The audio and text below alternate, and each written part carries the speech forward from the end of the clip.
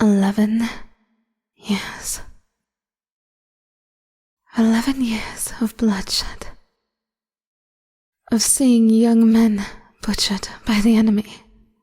Or worse, left maimed and scarred with dull, lifeless eyes. 11 years of raising my sword in your name, leading charge after charge towards the enemy line, knowing at any moment my luck could finally run out.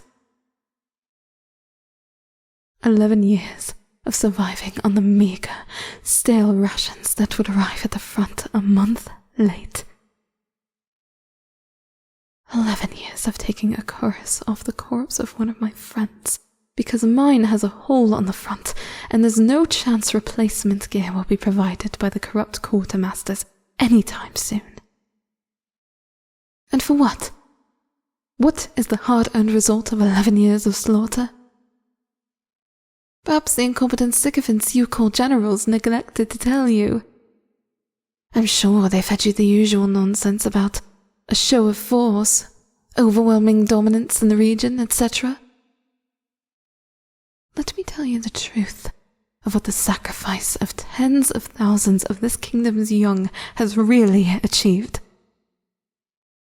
We now control 8 square miles more territory than we did 11 years ago. Don't you dare attempt to speak. I have spent far too much of my life hearing your pronouncements read out to me. If anyone calls me the executor of their glorious vision ever again, I will gut them where they stand. Don't bother shouting for your guards either. I called in a favor from my former comrades, who are distracting your so-called honor guard with old war stories and enough rum to fill a lake. They'll be thoroughly out of commission for the rest of the night. You have no idea who I am, do you? I must appear as just another fool in armor, bound to serve you for life. I should expect nothing more, but the generals told me you had taken a personal interest in me. With every award I received for my courage or skill, I was told how proud you were, and that I would be granted a prestigious posting when the war was over. I have no need for these medals. Looking at them only brings me a shame. A reminder of the years I've wasted carrying out the orders of a tyrant. I originally planned on scattering them in the mire where my comrades fell, but the opportunity to lay them at your feet felt more poetic. It is such an honor to stand here in front of the penumbral throne.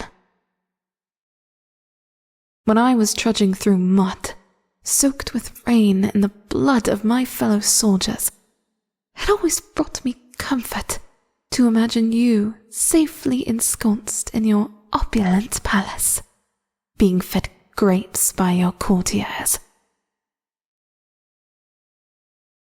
In truth, I always assumed the stories about this room were mere legends. Surely the king wasn't so arrogant to keep his throne always cloaked in darkness. Does it make you feel powerful?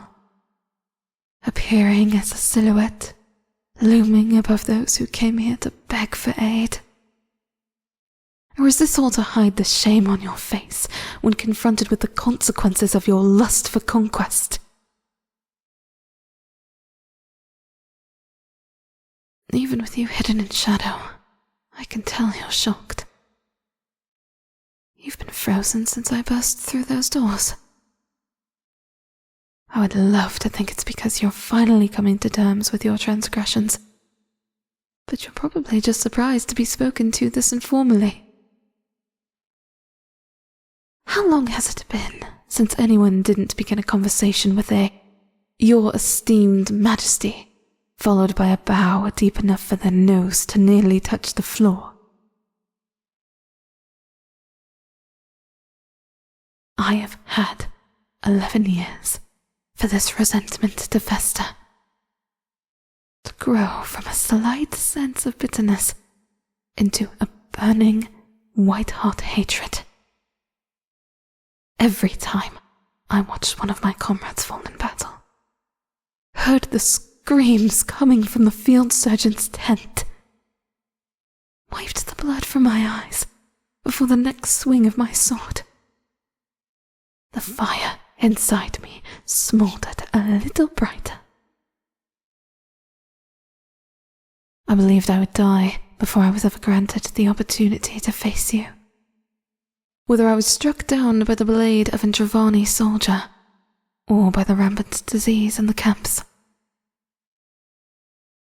I was resigned to my fate, ready to follow the path of the soldiers who had been slaughtered before me. But then you had to twist the knife one last time. A peace treaty. After 11 years of war, you suddenly saw the value of a respite from conflict. Not after the first year, when we lost more ground than we gained. Not after the Battle of Derwent's Hill in the third year, where 5 entire battalions were wiped out in less than a day. Not even after the food supply was disrupted in the 7th year, and 300 men starved to death in the tents. But now? Tell me, what changed your mind?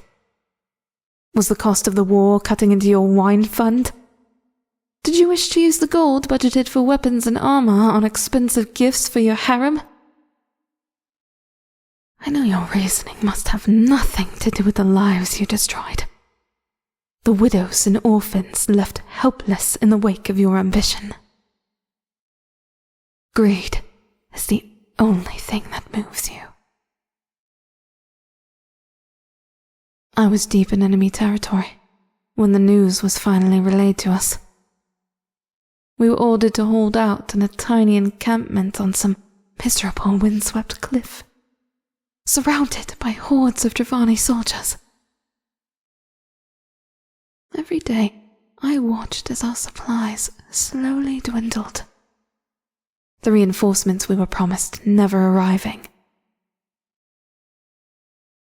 Your generals didn't even have the courtesy to send a scout to inform us about the truce.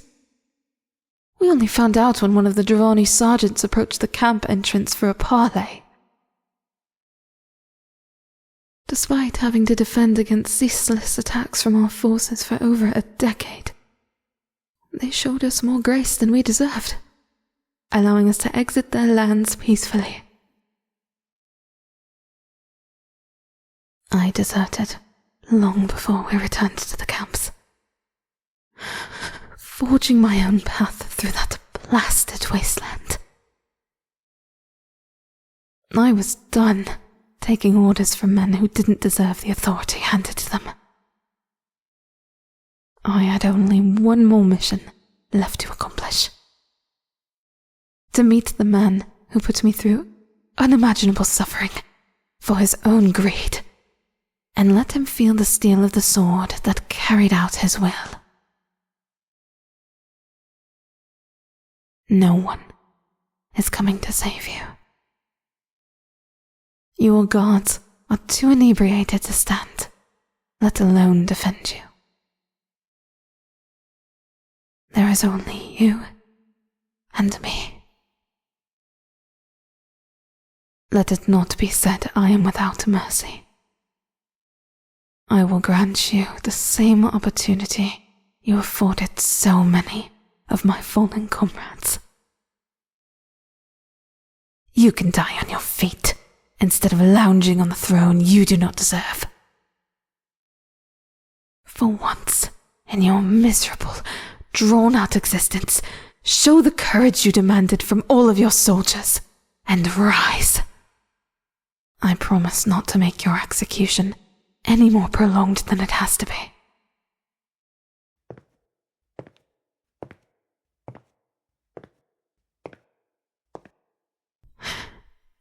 I don't understand. I wasn't expecting you to look so young. Shouldn't you have a beard? You always had a beard in the pamphlets. This is some form of deception. Clearly you're not part of the honor guard based on how badly you're shaking. Tell me where the king is, before I take my rage out on you instead. The royal crypt. An odd place to visit at this time of night, but an appropriate place for him to meet his end. Show me the way, so I can finally... What do you mean he's dead? No. No, I deserve to be the one to extinguish his life. At least tell me he died painfully. Peacefully? In his sleep? Of course. He escaped the consequences of his actions, even to the end. The powerful always somehow avoid justice. Who are you? And why do you sit on his throne? I see. The former prince, now the newly crowned king. Perhaps the long journey through the wilderness to this palace wasn't a waste after all. I can still exact my revenge on another member of your accursed dynasty. You'll just become an extension of your father's regime if allowed to live after all.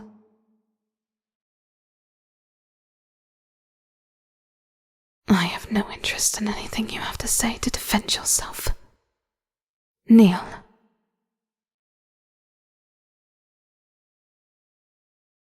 You hesitate. Surely you know how to kneel. You must have seen plenty of petitioners prostrate themselves in front of your father. Drop to your knees, like a humble peasant. Enough. Standing there quaking with fear won't save you. I'll do it myself. I've wielded this blade so many times in your father's name. One last swing, and its work is complete.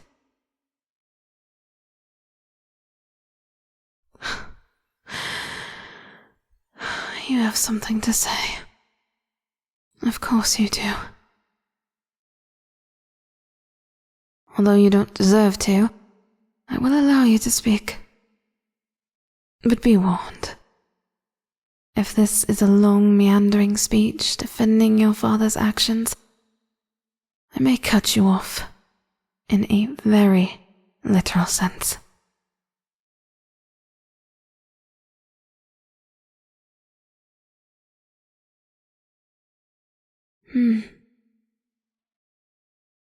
If I understood your frantic babbling, you're saying you were the one who proposed the truce. That makes more sense than your father doing so, considering his unyielding desire for war. But why would you be so eager to defy his wishes as soon as you ascended the throne? I don't believe you did this with noble intentions. You're only expressing a love of peace because of the blade pressing against your throat. You'd say anything to secure your survival. There must be some way you profit from this truce, some underhanded plot in motion.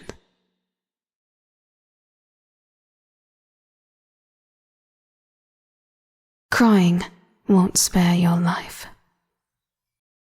Calm yourself.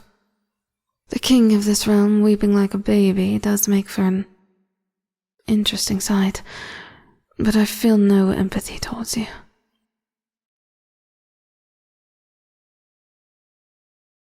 You wish for me to look at the wall? Could you make your attempt to distract me any more obvious? As soon as I turn, you'll attempt to scramble away, or stab me with some hidden blade on your person.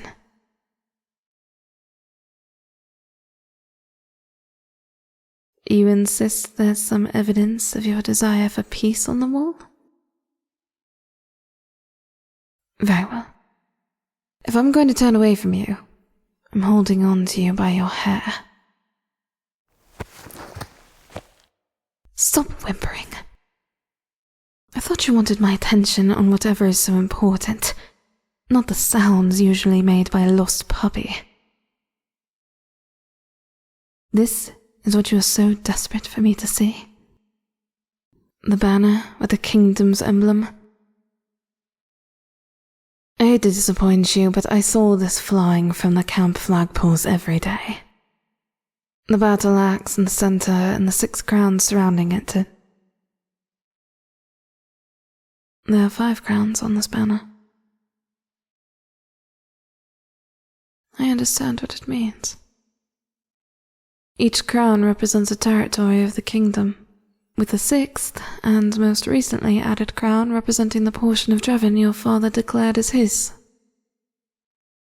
If one crown is now removed from the emblem, either one of the kingdom's territories has revolted, or you're ceding your claim on Drevin's lands. This is a complete rejection of your father's regime. To put an end to the pretense that our kingdom is somehow owed a significant amount of Drevin's territory shows I may have underestimated you. I'll let go of your hair. Take a seat on the steps of the throne and breathe for a moment. I still have more questions, but your life is no longer under threat.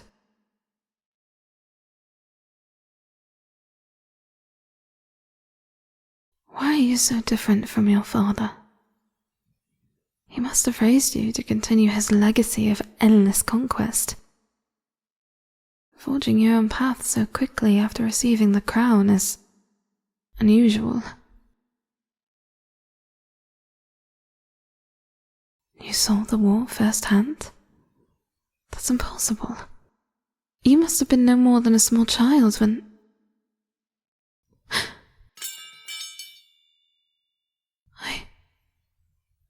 I remember you. The 2nd year of the war, after the summer offensive failed. The king travelled to visit our camp. Clearly he thought that a few inspiring speeches would somehow make up for the lack of equipment and poor strategy. I was assigned to hold back the crowds of soldiers to clear a path for the royal party. I remember the awestruck hush that fell over the exhausted troops as he swept into view, and how it fueled the already burning resentment inside of me. How could my fellow soldiers have any respect for the man who had sent them off to die? And there, trailing behind the king, looking fearfully up at the throngs of soldiers in armor, was a frightened little boy. Gods, you can't have been older than 11. You looked around at the camp like you could see the brutality and squalor behind the thin veneer of glory, just like me. I remember other things from that day, you know. How your father never spared a glance in your direction, and how you flinched when he suddenly swung his arms out at the climax of his speech. Even living in this palace, you may have still suffered.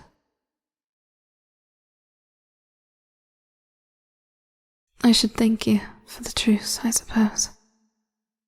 It's the only reason I'm not lying in a pile of corpses deep in enemy territory. The relief on my squad's face when they learned they were going home had quelled the hateful fire inside of me, if only for a moment. don't have to look so scared of me anymore. I promise I'm not going to hurt you. I spent so long tramping through the wilderness to get here.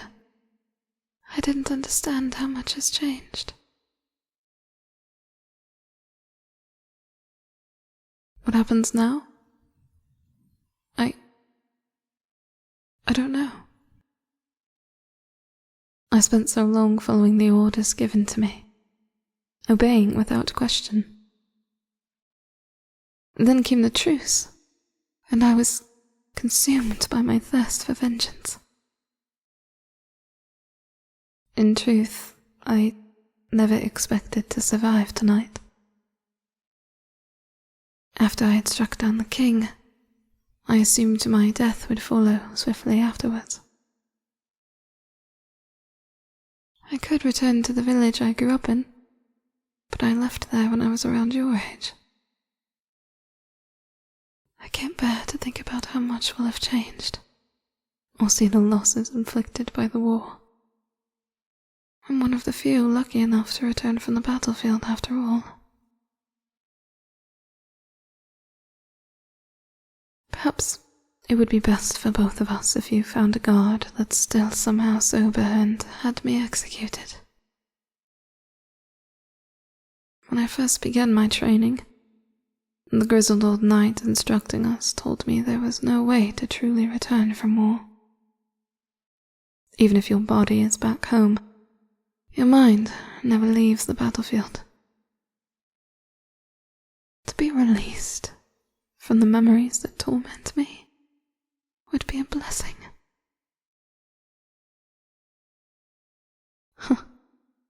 I should have expected you to refuse. Your commitment to pacifism never wavers, even for the woman who threatened your life moments ago. Forgive me if I'm not exactly grateful.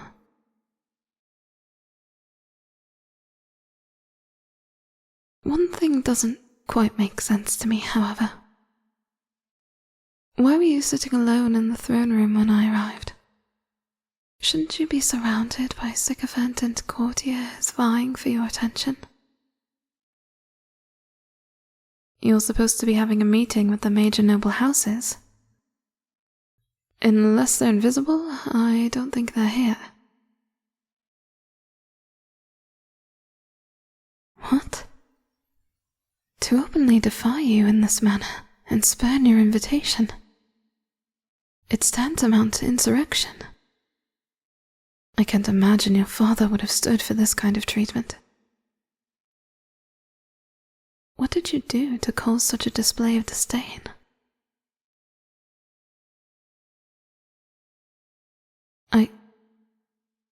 I see. I never considered how forcing through the truce could imperil your standing with the nobility. Considering the rampant corruption on the front, and all the lords and barons handed important postings as generals, they must have been profiting immensely from this endless war. Now that there's a pause in the conflict, their ill-gotten gains are under threat.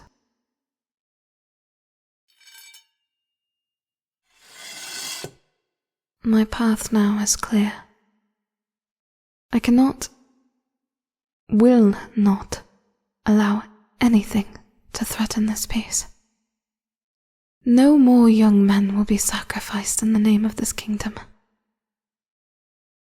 I will do whatever it takes to ensure this truce holds. Which means I'm not leaving.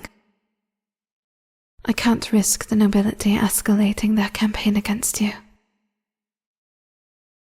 You will appoint me as the head of your honor guard immediately. Don't look so surprised. We both know I'm more than qualified for the position.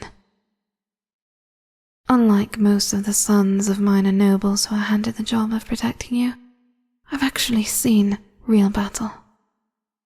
No one in the kingdom would be more skilled at keeping you safe. I'm not going to let you out of my sight for even a moment. I will accompany you to every meeting, every feast. I'll watch over you as you sleep. only a step away from you. From now on, you are my only concern. Allow me to help you to your feet, Your Majesty. I'm sure the intensity of tonight's events has exhausted you.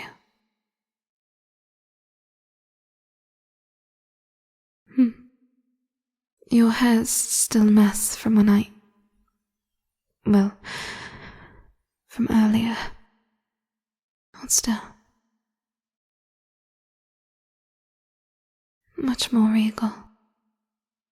Now you're not cloaked in shadow. I can see just how handsome you are. You must have inherited your looks from your late mother. Let's find your royal quarters, Your Majesty. You need to sleep. Under my watchful eye, of course. I hope you have a comfortable chair for me to guard you from. If not, I may need to lie beside you. Only to have the best vantage point on you, of course. I never thought I would ever bear my sword in the name of your family again. But you may prove to be worthy.